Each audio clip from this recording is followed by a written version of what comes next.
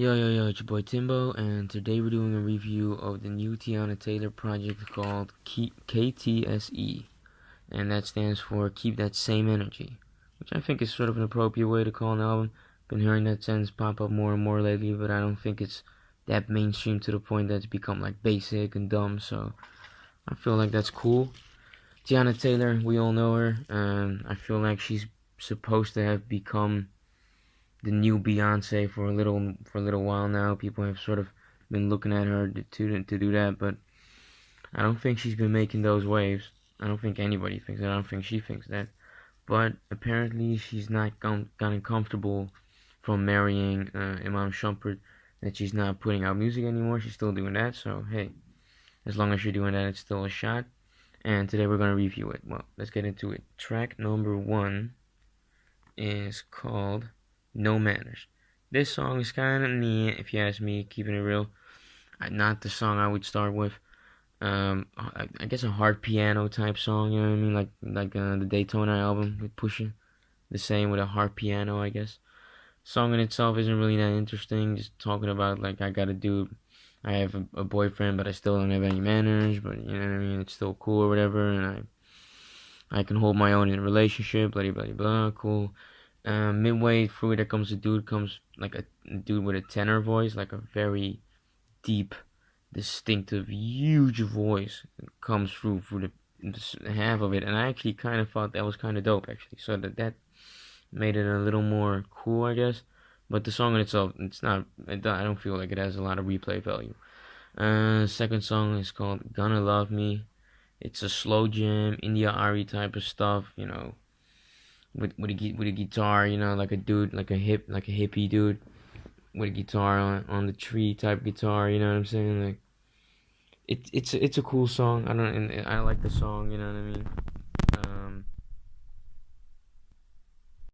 I don't know if this is like the shit that people are looking for in Teyana Taylor. I don't know. I mean, I think it's cool. Like, it sounded pretty good, and it had an amazing hook. That's what I have to say. This song definitely does have replay value. It has an amazing hook, and you know, Teyana Taylor kills it. I guess she always kills it, like in the sense that she knows what she's doing.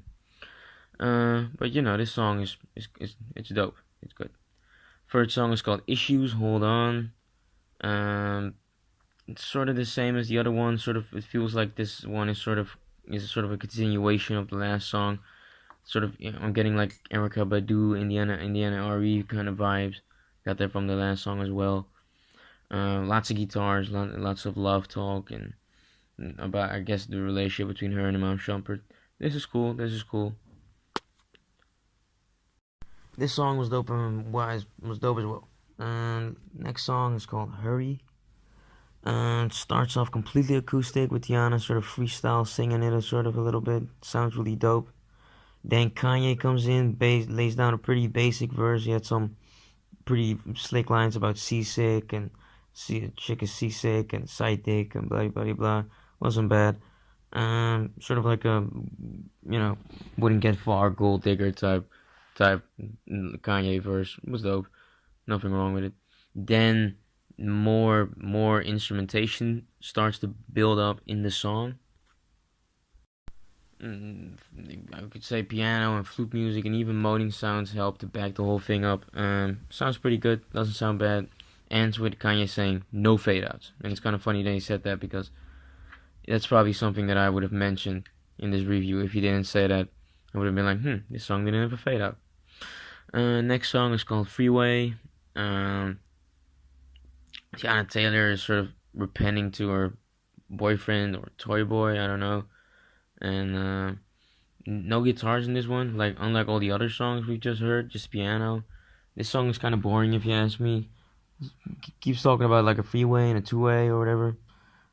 Two-way is better than one. I think those lines are just cliche when people keep saying that now, where it's like, a freeway is better than a two-way. Two-way is better than a one-way. Like, we've heard that. Yeah, we've heard people say that like a gazillion times. Like, I don't really care for it. This song was kind of meh, if you ask me. I think there's a Ty Dolla $ign feature in it, but you can't find it on the internet. I haven't seen anybody mention that, but I'm pretty sure it's Ty Dolla $ign. Appropriate feature for the song, I guess. Shout out to Ty Dolla $ign. He's killing it. This song is called Rose in Harlem. The next song. This is probably the best song on the album, if you ask me. Dope ass beat.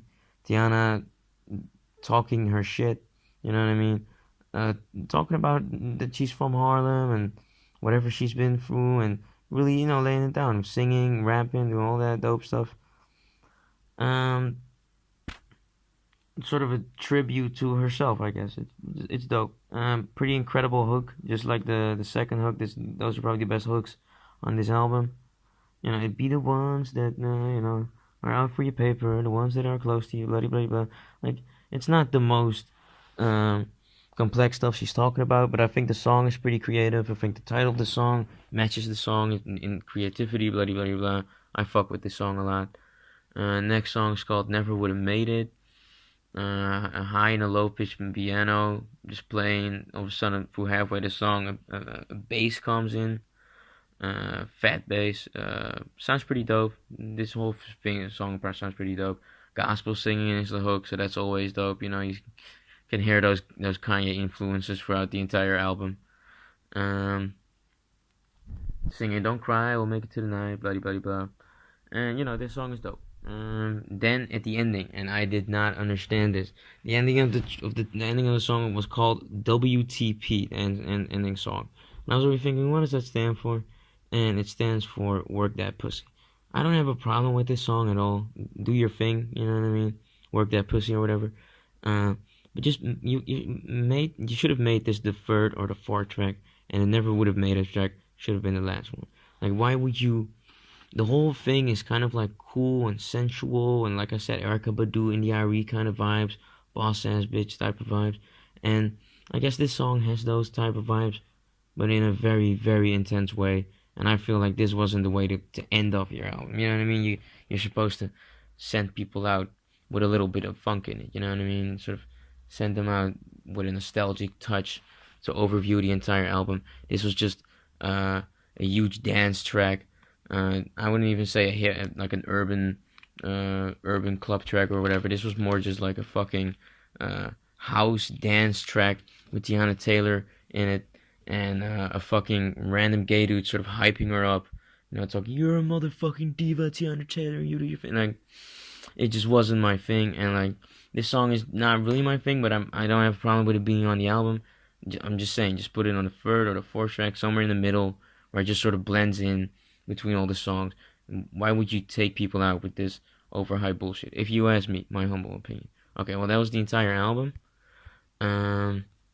What do I think of it? I liked it. Is this, whatever, Beyonce worthy? I don't know. You know what I mean? This felt sort of like a warm up. It didn't even seem like a real full album, honestly. It just sort of felt like a mixtape previewing a real album. So I don't know, maybe we're getting way more after this. But I thought it was dope. I didn't think it was whack. The first song kind of threw me off. Nah, it didn't threw me off, but it just sort of didn't really impress me. And the last song really threw me off. So they should have not even put that one in there, or just blended it in a little better. Except for that, a lot of dope tracks. I think the second, the third, and the fourth aren't really super, super interesting. I don't think they're horrible either. I think they're pretty dope, actually, but I don't know how long I'm gonna play all these. But it does have replay value, and you have to say it has some pretty damn catchy hooks in there, definitely. And I don't think this is just gonna come and go, but I don't think this is legendary, or is gonna be seen as like a great or a classic. No, I don't think so. So I hope she's coming with a little more, because I am actually expecting a little more of her, I guess. The whole thing wasn't bad, but as an entire album, I don't know if I would ever listen to it as an album. You know what I mean? I would probably, there are like 2 to 3 skippables in there. So I guess, and it's only 8 songs, so I guess there's like 5 songs in there that I think like, okay, I really fuck with this. But those are songs that I genuinely really fuck with when I heard them. And, it just shows you that she does know music, and she does have talent, and, I hope there's just more. That's really the thing that I'm really hoping when I'm hearing this. I'm giving this. I'm giving it a 6+. but I'm not being like really nice to her, I guess. Well, I'm not being like, I'm not giving her as much leeway as I might have given some other albums, I guess. But I just hope there's more, man. Like, I went out of here thinking like, too much stuff in there where I was like, and the stuff that I did like, I was like, man, I just wanted to hear some more of that. You know what I mean? This didn't feel like a full project to me. I hope she gives us some more, and then maybe those will be rated more highly. But a 6 plus, it's not a bad album. You know what I mean? It's not bad. 6 plus. Okay. What do you guys think? Do you guys think I'm wrong and this is an amazing future classic, and I'm just not seeing it? Tell me. Let me know. But don't forget to like, comment, and subscribe. Okay? Peace.